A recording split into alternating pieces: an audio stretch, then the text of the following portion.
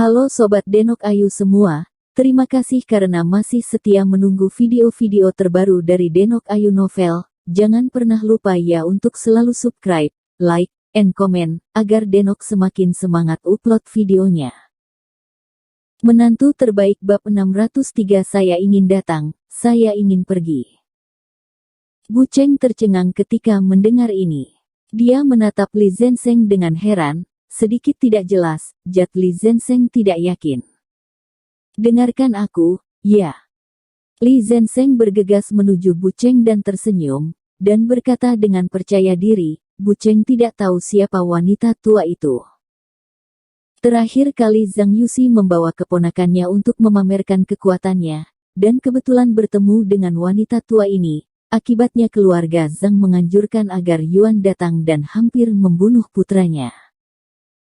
Kemudian, karena rasa ingin tahu, dia meminta seseorang untuk menanyakan identitas wanita tua itu, dan terkejut karena dia hampir menjatuhkan dagunya, dan dia terus memberitahu Lin Yu bahwa dia telah bertemu pria yang mulia kali ini. Namun, Lin Yu bukanlah penggemar ketenaran dan kekayaan. Setelah mengetahui identitas wanita tua itu, dia tidak hanya tidak mengambil inisiatif untuk memanjakan, tetapi dia dengan sengaja menjauhkan dirinya dari wanita tua itu. Oleh karena itu, Li Zhensheng tahu bahwa jika wanita tua ini mengikuti Lin Yu tidak akan pernah mengalami celaka, dan bahkan Departemen Intelijen Militer mereka akan sangat menderita. Dia tidak menyebutkannya sekarang, hanya untuk membalaskan dendam Mi. Haruskah kita menunggu? Bu Cheng tidak tahu apa-apa tentang itu, cemberut semakin bingung.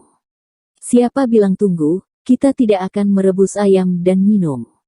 Li Zhensheng tersenyum, lalu dia meraih leher Bu Cheng dan masuk ke rumah sakit. Tiba-tiba dia melihat Li Qianying yang sedang sibuk di telepon di sebelahnya, dan buru-buru berkata, Nona Li, tinggallah dan makan bersama. Kakak Li, kapan kamu masih punya mood untuk makan? Setelah Li Qianying memberitahu pengemudi rumah nenek Yuan yang baru saja mengirim mereka, dia berkata dengan sedikit keluhan, dan dia sangat prihatin tentang Lin Yu saat ini. Meskipun dia tahu bahwa identitas nenek Yuan tidak biasa, dia masih tidak yakin. Sejauh yang dia ketahui, keselamatan Lin Yu lebih penting daripada yang lainnya, bahkan jika Kaisar Langit pergi ke Departemen Intelijen Militer bersama Lin Yu, dia juga khawatir. Jangan khawatir, Tuan akan baik-baik saja. Li Zhensheng tersenyum padanya dan membuatnya lega. Bagaimana jika terjadi sesuatu? Li Qianying menggigit bibirnya dan berkata dengan khawatir. Nona Li, dengarkan kata-kata saya, Anda bisa memberitahu keluarga wanita tua di sana, dan Anda tidak ingin menemukan orang lain. Tunggu saja dengan sabar, jika tidak Anda akan mendapatkan lebih banyak bantuan. Li Zhensheng dengan sungguh-sungguh membujuk Li Qianying untuk memberitahu keluarga wanita tua Yuan bahwa wanita tua itu telah pergi ke Departemen Intelijen Militer, itu sudah cukup. Oke kalau begitu. Li Qianying ragu-ragu sejenak dan berkata kepada Li Zhensheng, kalau begitu saya akan pergi ke pintu Departemen Intelijen Militer dan menunggu Tuan He dan Nenek Yuan. Saudara Li, tahukah Anda di mana intelijen militer? Li Zhensheng sedikit terdiam, melihat ekspresi sangat khawatir di wajah Li Qianying. Dia tidak bisa menahan perasaan bahwa suaminya sangat beruntung sehingga dia bisa membuat Nona Li sosok dewa yang begitu khawatir. Dia tidak bisa membantu tetapi sedikit menghela nafas, tetapi itu sangat disayangkan. Nona Li, kamu kembali dulu, bahkan jika aku memberitahumu Mi, kamu tidak akan bisa mendekat. Selangkah demi selangkah, berkata pada Li Qianying dengan dingin, ketika Tuan kembali, saya akan memberitahu Anda secepat mungkin. Baiklah, terima kasih, Kakak Bu. Li Qianying mengangguk karena malu, lalu berbalik dan naik taksi untuk pergi. Dikatakan bahwa setelah Lin Yu dan Nenek Yuan dibawa pergi, keduanya telah duduk bersama. Lin Yu takut dan wajahnya penuh dengan menyalahkan diri sendiri. Nenek Yuan juga melihat rasa bersalah di wajah Lin Yu, dan tersenyum pada Lin Yu dan berkata dengan suara rendah, Hei, kamu tidak perlu merasa berhutang padaku, jangan lupa, nenek berhutang nyawa padamu. Selain itu, aku selalu mendengar tentang Departemen Intelijen Militer ini, tetapi saya belum pernah ke sini sebelumnya. Kali ini membuka mataku. Kamu selalu baik, kamu tidak harus merasa berhutang nyawa kepadaku. Itu sudah tugasku untuk menyembuhkan dan menyelamatkan orang. Lin Yu tersenyum pada Nenek Yuan. Melihat Nenek Yuan mengatakan ini, dia tidak bisa menahan perasaan bahagianya. Ya, itu tugas kamu untuk mengobati penyakit dan menyelamatkan orang lain, tetapi karena Anda menyelamatkan nyawa orang, mereka menangkap Anda. Nenek Yuan berkata dengan sedikit kesedihan. Dia bisa melihat dengan jelas ketika orang-orang dari Departemen Intelijen Militer pergi untuk melakukan penangkapan kepada Bai Rentu. Lin Yu menyelamatkannya karena kebaikan, tetapi dia terlibat masalah, sungguh ironis. Lin Yu menggelengkan kepalanya dan tersenyum pahit, agak tidak berdaya. Bahkan, dia tahu identitas Bai Rentu itu sensitif. Jika dia menyembuhkan Bai Rentu, dia pasti akan mendapat masalah jika dia ditemukan. Reputasi Huaxia terpukul keras oleh ini, dan dia tidak bisa membiarkan Bai Rentu peduli tentang itu. Setelah melewati banyak penghalang, mobil itu langsung menuju ke kompleks Departemen Intelijen Militer. Berpikir untuk menjadi mayor Departemen Intelijen Militer ketika dia mengikuti Siang Lao Hebucheng terakhir kali, dan sekarang dia telah menjadi tersangka yang ditangkap oleh Departemen Intelijen Militer, saya merasa sedikit menghela nafas. Turun. Mobil itu akhirnya berhenti di depan sebuah gedung berlantai 5 yang lebih tua, dan anak buah Chu Fan dengan dingin memanggil Lin Yu dan Yuan Jinsu untuk memberi isyarat agar mereka turun. Lin Yu dengan cepat membantu Nenek Yuan keluar dari mobil. He Jiarong, ikuti aku. Kamu, ikuti dia.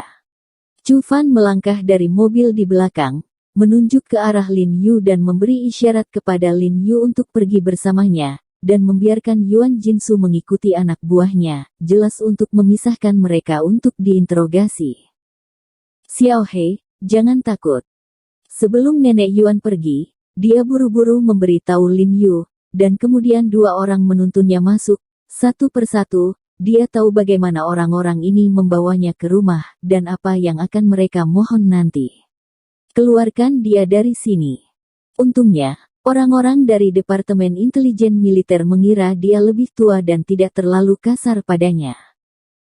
He Jiarong, ikut aku.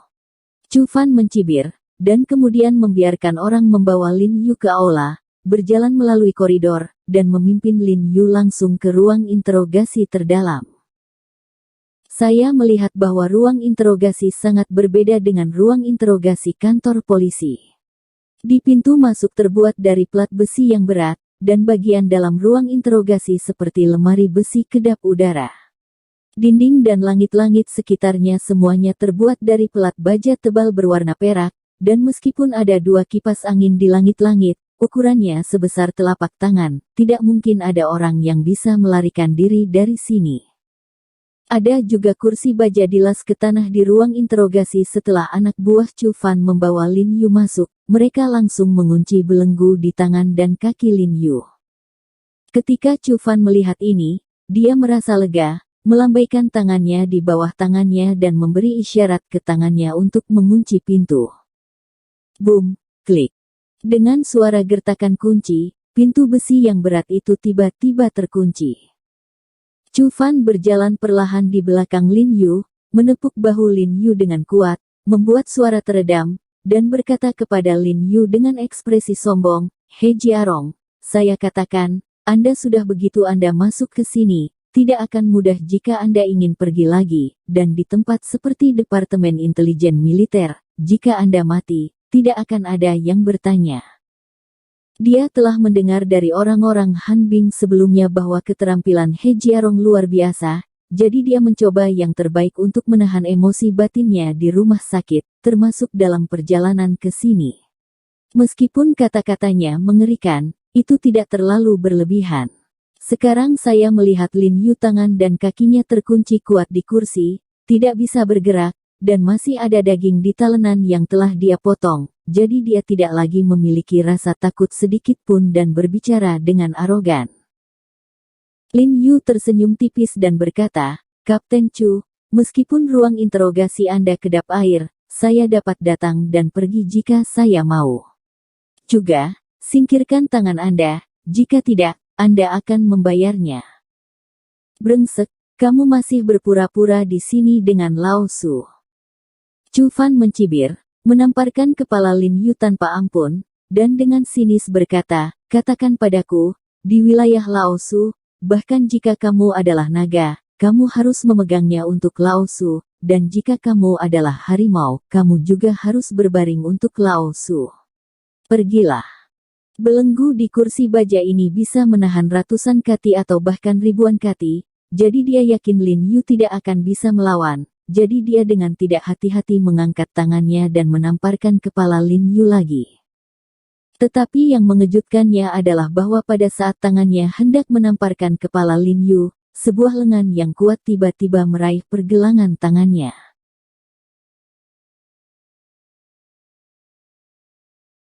Bersambung. Terima kasih sahabat Denok yang sudah mendengarkan video ini. Jangan lupa like, komen, and subscribe ya. Terima kasih.